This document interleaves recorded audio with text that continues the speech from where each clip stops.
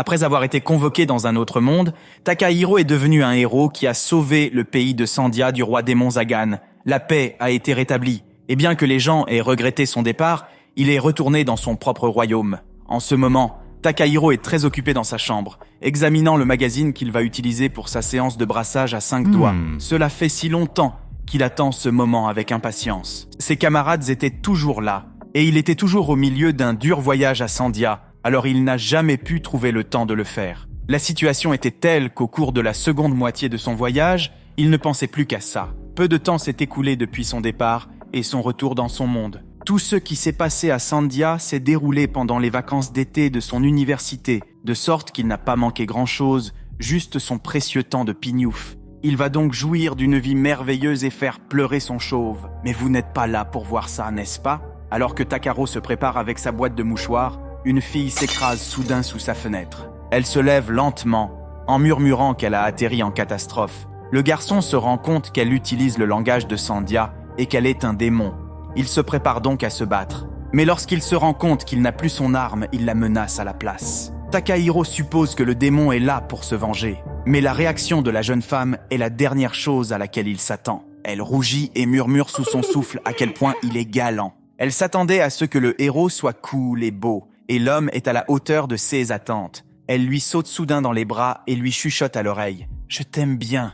Le garçon est surpris et demande ce qu'elle fait, ce à quoi la démone s'excuse rapidement en disant qu'elle a été accidentellement intriguée après l'avoir vue en personne. Troublé, il demande qui elle est. La jeune fille se présente finalement comme étant Lilia, la fille du roi des démons. Les soupçons de Takahiro se renforcent, mais Lilia nie et dit qu'elle ne se soucie pas de la vengeance. Elle est en fait venue rencontrer Takahiro et a quelque chose à demander au puissant héros. Cependant, Taka est trop concentré sur quelque chose d'autre. Alors Lilia attire son attention. « Je ne regarde rien du tout.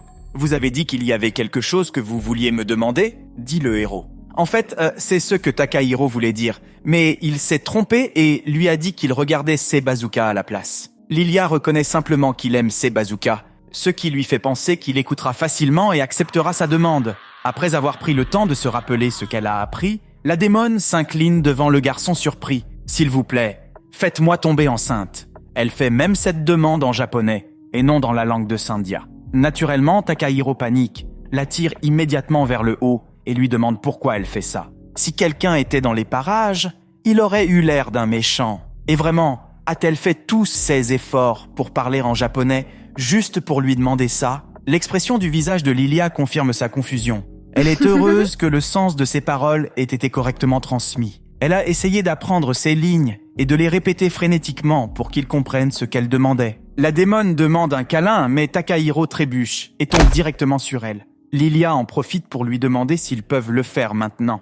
Takahiro a la tête qui tourne, tant la fille est douce et sensuelle. Devant l'étrangeté de la situation, il se demande comment il est passé de la préparation d'une séance de LeBron James à la demande de la fille du roi des démons d'être sa baby mama. L'esprit de notre héros se dérègle. Il se demande s'il est normal d'avoir autant de chance. Bien qu'il soit le héros qui a sauvé un autre monde, il n'est pas populaire dans le sien. Bien qu'il ne puisse pas nier qu'il y a eu un moment où il pensait pouvoir se débarrasser de sa chasteté comme une sorte de récompense. Eh bien c'est le moment, n'est-ce pas? Comme pour aggraver ses pensées chaotiques, Lilia dit soudain que leurs vêtements gênent. Ses paroles audacieuses tirent les ficelles de Takahiro. C'est le moment. Aujourd'hui, c'est le jour où il devient un homme. Mais avant de pouvoir faire quoi que ce soit d'autre, il lui demande pourquoi elle veut un bébé avec lui. Il est à moitié conscient à ce moment-là, alors c'est bien qu'il soit encore capable de poser les vraies questions. Et c'est bien qu'il les fait, car la réponse de Lilia le ramène à la raison. La démone dit qu'un enfant issu de leurs deux lignées sera merveilleux. Takahiro se rend vite compte de la réalité et s'éloigne d'elle. Aurait-elle l'intention de reconstituer l'armée du roi démon? À sa mort, le roi a prévenu Takahiro que même s'il le vainquait, les ténèbres ressurgiraient sous la forme de son successeur, celui qui hériterait de son sang. Si lui et Lilia avaient un enfant, celui-ci deviendrait la calamité la plus sinistre et la plus horrible qui soit. S'il passe à l'acte avec elle, c'en est fini du monde. Alors qu'il comprend peu à peu ce qui se passe, Lilia le prend soudain dans ses bras, ce qui le fait fondre à nouveau, et elle lui demande s'il est nerveux. Eh bien, une certaine partie de lui est sûrement tendue depuis longtemps maintenant. Lilia dit qu'il est gênant d'avoir la poitrine à l'air et qu'il devrait donc la prendre dans ses bras. Takahiro acquiesce dans sa tête et se dit qu'il devrait passer à l'acte maintenant. Attendez, non.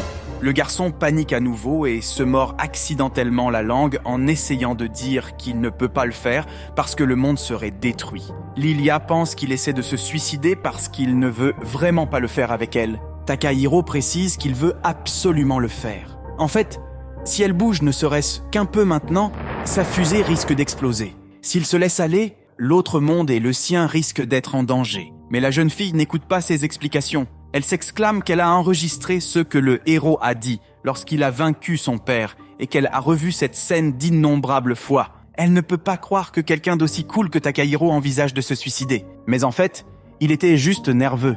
Ce qu'il a dit quand il a affronté le roi des démons, c'est « C'est le requiem que j'offre en ton nom ». Oui, c'est la phrase que Lilia écoutait en boucle. Takahiro continue de se convaincre lui-même. Il semble atteindre ses limites à bien des égards, mais il n'abandonne pas. Il a entendu dire qu'imaginer sa mère sans vêtements fonctionne bien pour calmer son soldat. Que les choses soient claires, je ne vous recommande pas cette technique, car c'est une technique de dégénéré. Alors, il met cette technique secrète à l'épreuve, et maintenant qu'il y pense, il se rend compte que sa mère a relativement un beau corps. Soudain, Lilia dit qu'elle sent l'odeur d'un truc provenant d'une fissure. Elle sent qu'il la tient par l'épaule. Mais quand elle regarde Takahiro, elle est accueillie par son visage en pleurs. Il lui demande poliment de rentrer chez elle pour la journée. Et sans se soucier de sa dignité, il se met à sangloter. Les projecteurs se braquent sur lui alors qu'il se met par terre, s'excusant à plusieurs reprises auprès de sa chère mère d'être un dégénéré. Au moins, il est conscient de lui-même. Pendant ce temps, Lilia s'éloigne, se demandant pourquoi il s'est mis à pleurer. Oh, et si vous vous demandez d'où viennent cette fissure et cette odeur, eh bien, elle résulte de la libération de Takahiro. Ainsi, Takahiro, qui est revenu d'un autre monde, et la fille du roi des démons, qui l'a suivi dans son monde réel, vont commencer ensemble une curieuse histoire. Il se promet de ne jamais mettre Lilia enceinte alors que la démone est bien déterminée à donner naissance à l'enfant du héros. Quelques jours plus tard, Takahiro profite à fond de ses vacances d'été. Il s'amuse, se prélasse, jusqu'à ce que Lilia fasse à nouveau une entrée fracassante par sa fenêtre. C'est la deuxième fois que la démone brise sa fenêtre. Le garçon demande pourquoi elle continue à entrer par effraction, mais il n'obtient qu'une réponse encore plus énervante lorsque Lilia lui dit d'installer des fenêtres au verre plus souple. Takahiro demande ce qu'elle veut maintenant. Qu'est-ce que cela pourrait être d'autre ? Lilia est revenue pour procréer. Il l'ignore et continue son jeu. Mais la démone insiste pour attirer son attention. Cependant, elle se laisse distraire par la télévision et est fascinée par les personnes qui se déplacent à l'intérieur. Elle fait même l'éloge de Takahiro, pensant que c'est lui qui l'actionne. C'est alors que la livraison de la pizza arrive et que la nourriture devient un nouvel amusement pour Lilia. Alors qu'il commence à manger une part, Takahiro explique qu'il veut passer la journée à faire tout ce qu'il n'a pas pu faire à Sandia. Mais la démone n'écoute pas. Distraite par l'aspect appétissant de la pizza, Takahiro lui en offre une part et comme prévu, elle l'apprécie. Qui n'aime pas la pizza de toute façon ? Elle demande ensuite si elle peut regarder le héros jouer au soi-disant jeu. C'est une demande tout à fait normale cette fois-ci, alors Takahiro la laisse faire. Mais il se sent peu à peu mal à l'aise face à son regard intense et lui dit de lire des mangas à la place. Étonnamment, Lilia s'exécute. Elle lit tranquillement et mange même une autre part de pizza. Takahiro se dit alors que la fille du roi des démons est une vraie beauté lorsqu'elle est silencieuse. Elle s'extasie ensuite sur la pizza et le manga avant de faire à nouveau l'éloge du garçon. Si on oublie le fait qu'elle est une démone, peut-être que passer du temps avec elle n'est pas si mal. Lilia se lève soudainement et annonce que son estomac est plein maintenant. Va-t-elle enfin rentrer chez elle ?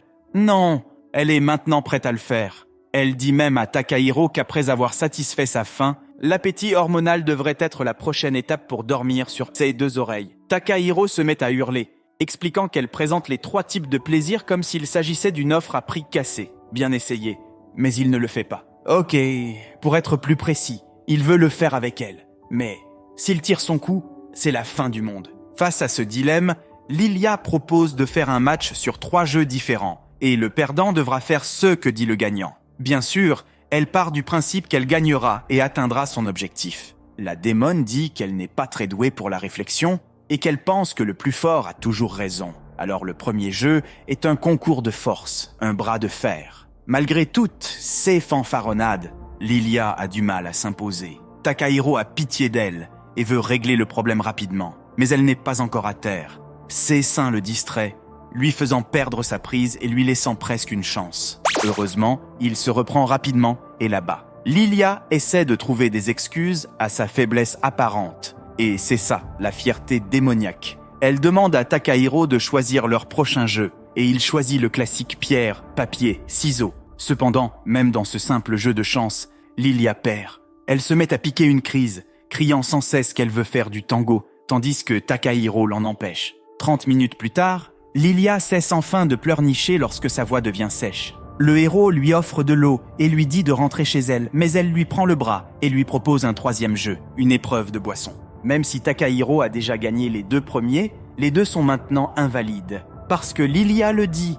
Cette fois-ci, c'est le gagnant qui prend tout. Son arrivisme est définitivement un signe de sa race démoniaque. Takahiro part donc chercher de l'alcool. Pendant ce temps, Lilia ricane en pensant qu'il est tombé dans le panneau. Sa tolérance est extraordinairement élevée. Elle pense donc que le garçon sera complètement bourré avant elle et qu'elle pourra enfin obtenir sa semence. 10 canettes de bière plus tard, Lilia semble toujours s'en sortir. Peut-être qu'elle n'est pas trop fière d'elle cette fois-ci. Elle associe même la boisson à des tentacules de calmar tout en poursuivant leur conversation. La jeune fille explique que l'un des 4 rois célestes lui a transmis un message à demander à Takahiro. Il veut savoir s'il peut être fier de la blessure que lui a infligée le héros et la considérer comme une décoration à vie. Cela surprend Takahiro.